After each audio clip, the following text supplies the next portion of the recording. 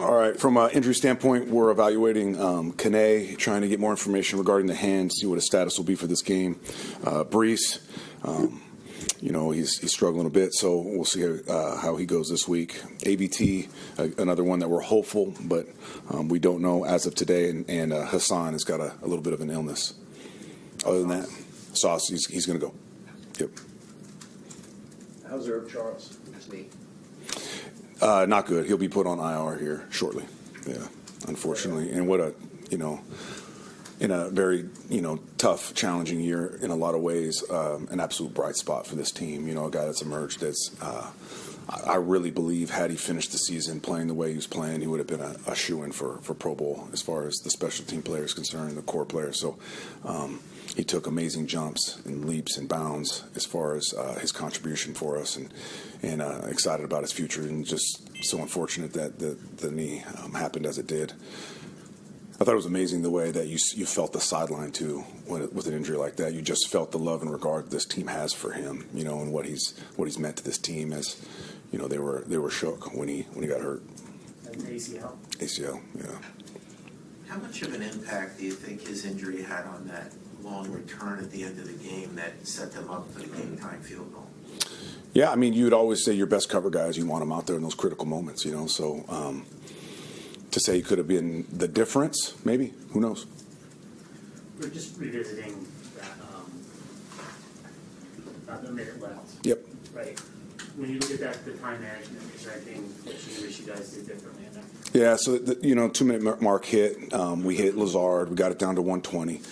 At that point, it's unfortunate we lost yardage on the run play, and then the next play was very similar from the, not to bring up a bad reference, but the Marshawn Lynch play as far as run was called. They came out in essentially goal line defense, which would have provided probably another negative run, so a can to a pass play, and unfortunately you get sacked there. Which in hindsight's 2020, just like the Super Bowl was for the Seahawks and Pete Carroll, like you would have said, kick the 50-yarder and take what we can get on that run play. We didn't.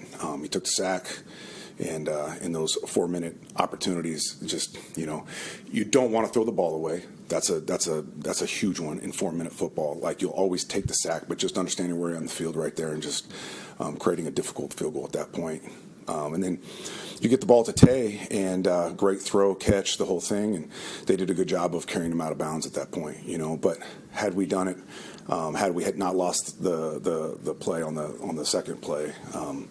It would have set us up to just run the ball there. I think we would have been close to under 20 seconds had that happened, and you set yourself up for a really advantageous position. And then the kickoff goes the way it should go, and they got 15 seconds to go the length of the field. And I bet on us in those situations. So it didn't go ideal by any means.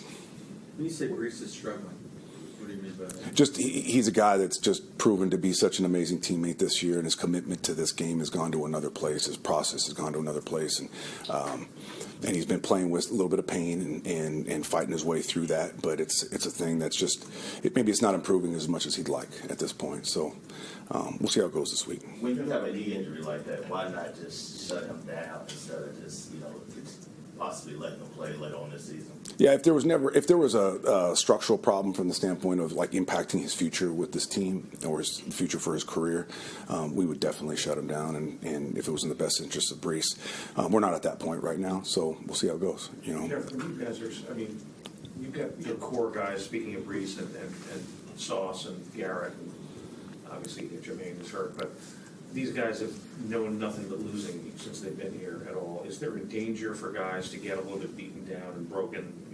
Garrett after the game the other day was talking about the losing gene.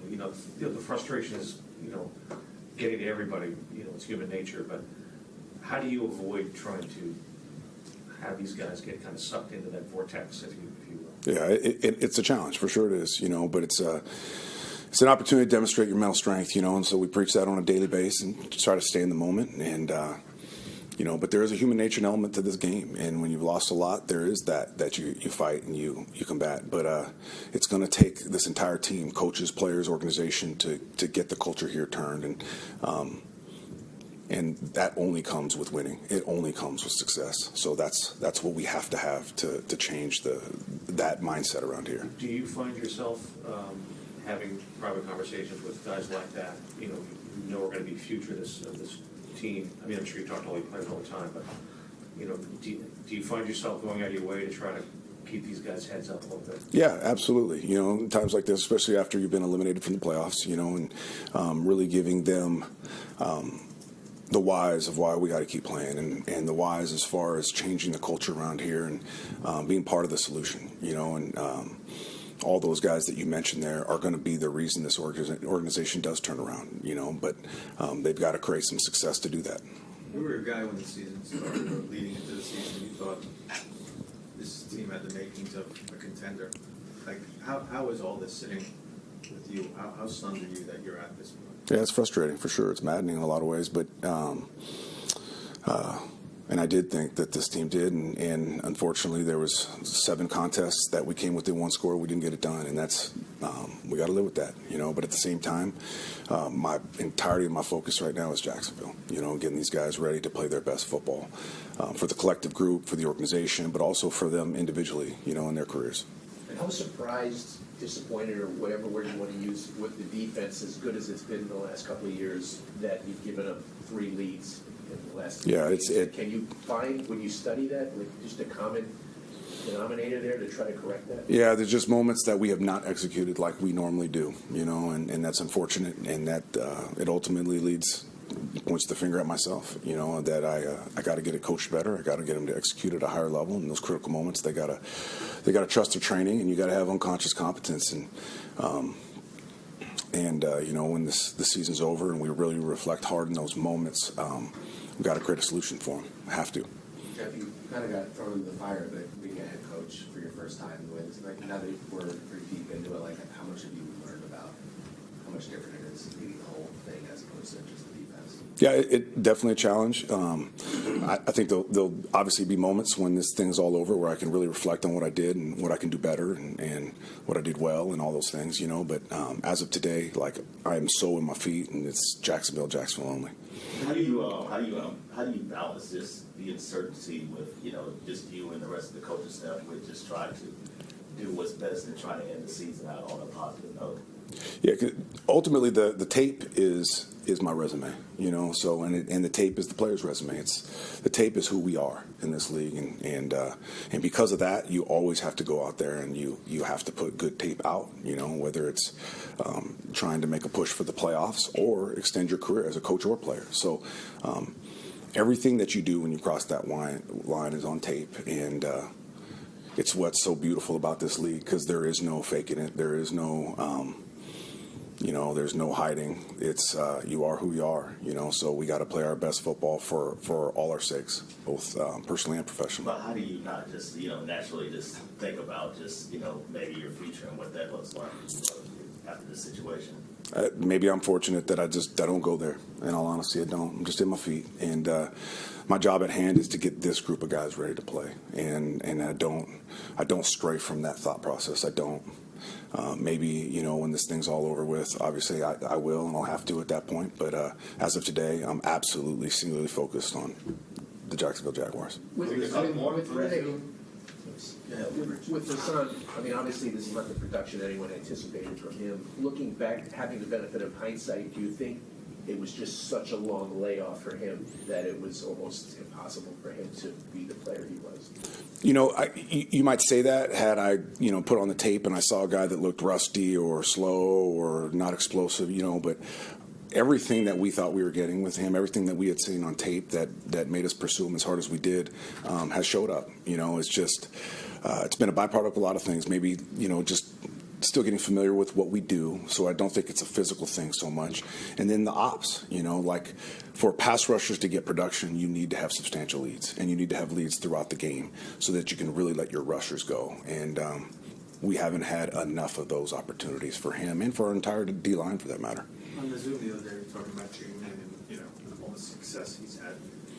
What was his role? What would his role have been had CJ not gotten hurt? I mean, I know, you know, he's part of the linebacking corps. Right. You know, it seems like he got the opportunity and he took advantage of it. Yeah, he did. And who knows what that role would have been. You know, at the very least, I know he would have been our starting sandbacker, and we had a dime package for him on third down. So at the very least, he probably would have played, let's say, 75% of the defensive snaps. Obviously, because of CJ, he's been pushed into a 100% role, and he's flourished in it. You know, that's one of the best games I've seen a linebacker play in a long time, this game against Miami. He spoke to the team the night before the game and gave an impassioned speech about what he was going to get accomplished the next day, and he did exactly what he said he was going to do. I mean, 18 tackles against a team like that, playing from red line to red line in the run game and protecting our digs and then protecting checkdowns and screens, and all that he did and got accomplished this game was pretty special. Just a really cool moment for a kid that's worked really hard to get where he's at. Last Great one. year, still had 2 interceptions. Yeah. Just how, I don't want to put a word in your mouth, but what's your feeling on that? I mean, is it frustration? Is it disbelief? It is, yeah, a little bit of disbelief for sure. But it goes back to a little bit of the Haason question regarding turnovers, especially interceptions, are a byproduct of operating with some leads. A lot of times they are. When quarterbacks really feel like 2 things, they got to throw the ball at a higher frequency for 1, and 2, they really got to press the ball down the field to make something shake because they got to get back into a game. When that happens, you know, quarterbacks take chances that they wouldn't take otherwise. So we haven't put opposing quarterbacks in that situation enough this year, you know. And at the same time, we've missed some ops, and at the same time, there's always an opportunity for me to call maybe, let's say, a little bit more zone to get zone eyes in those opportune times to get the ball. But it's a little bit of combination of all those things. But I'm not happy for sure about that.